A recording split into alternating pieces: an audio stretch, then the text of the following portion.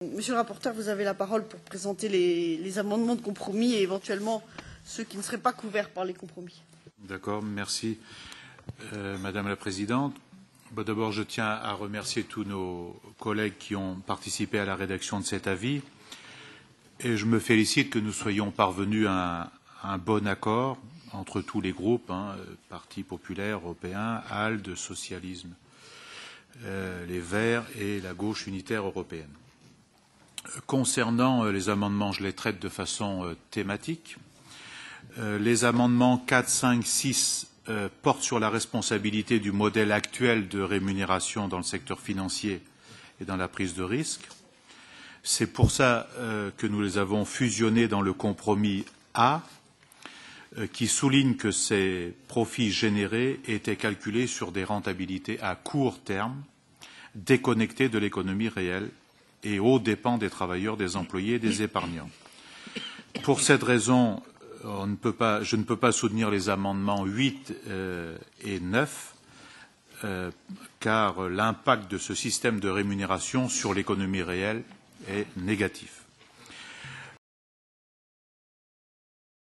C'est pour cette raison que je soutiens les amendements 27 et 28 de Madame Pervenche Berès qui soutiennent cette approche européenne. Les amendements 14 et 15 rappellent que la Commission avait fait des recommandations sur les rémunérations le 30 avril 2009. Ils sont regroupés dans le compromis C. Une première étape est de rappeler ce cadre et d'aller plus loin en réaffirmant la responsabilité sociale et environnementale des entreprises, qui est contenue dans les amendements 16 et 17 de M. Cofferati, mais aussi dans les amendements 25 et 26 que nous avons fusionnés dans le compromis E. La responsabilité sociale est aussi liée à la lutte contre toutes les discriminations, comme le souligne l'amendement 32, y compris l'égalité salariale entre hommes et femmes dans l'amendement 34. C'est pour ça que je soutiens l'amendement de Karima Delli.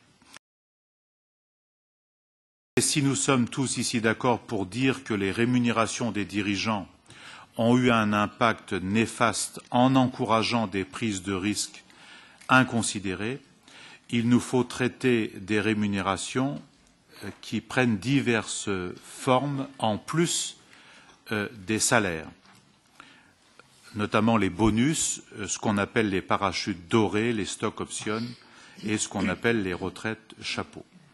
Et encore plus dans les entreprises, évidemment, aidées par les autorités publiques, l'État ou l'Union européenne.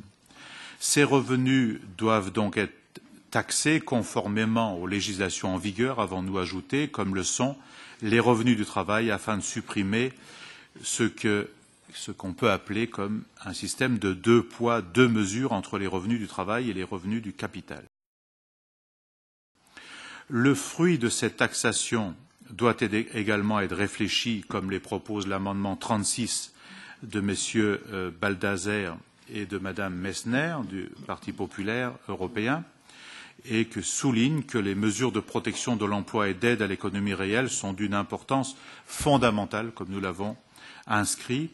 Ce que je soutiens, c'est pourquoi les recettes de cette taxation pourraient être orientées vers le financement de la protection sociale et des services publics qui sont mis en mal par la crise économique et qui sont en même temps des outils contre la crise économique elle-même, comme on le voit. Ce n'est pas le cas, donc je redonne la parole à notre rapporteur. Oui, simplement, je veux vous remercier toutes et tous d'avoir participé à ce débat. Je veux simplement faire 2 ou 3 petites remarques. Évidemment, à propos de la question qui a été posée sur les différentes entreprises qui existent, évidemment, ça ne concerne pas, chacun sait que ça ne concerne pas un dirigeant de petite entreprise, ni même de moyenne entreprise. On sait tous qu'ils sont pas beaucoup plus rémunérés que leurs propres salariés, ou quelquefois comme leurs propres salariés. Donc ça ne les concerne pas. Secondement, sur la question de légiférer ou pas, d'abord, nous avons un débat, là, nous faisons un avis.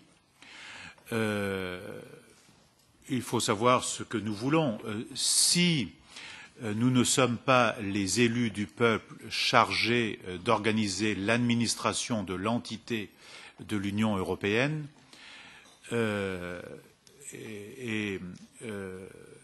évidemment, il ne faut pas faire de tels débats. Si on considère qu'il faut organiser l'Union européenne et donc légiférer, c'est la démocratie représentative, nous sommes les représentants des peuples, sinon c'est le laisser-faire. Mais ce que je constate, c'est qu'il n'y a pas de laisser-faire. Parce que quelqu'un a fait une remarque tout à l'heure, une remarque selon laquelle on taxait tout le temps.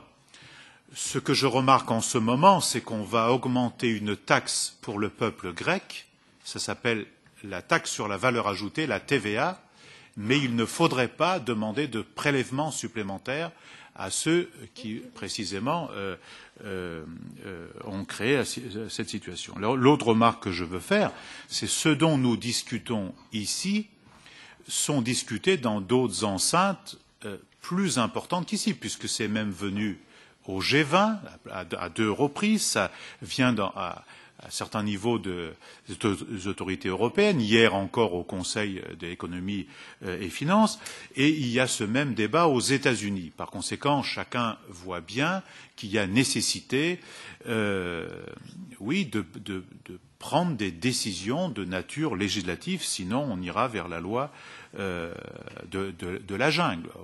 Sinon, il faut nous autodissoudre, ce que je ne préconise pas tout de suite, parce que je suis contre cette loi de la jungle, dont je sais trop que les victimes sont toujours les mêmes, c'est-à-dire ceux qui n'ont que leur travail ou leur retraite pour vivre. En tout cas, je remercie de vos contributions constructives et positives.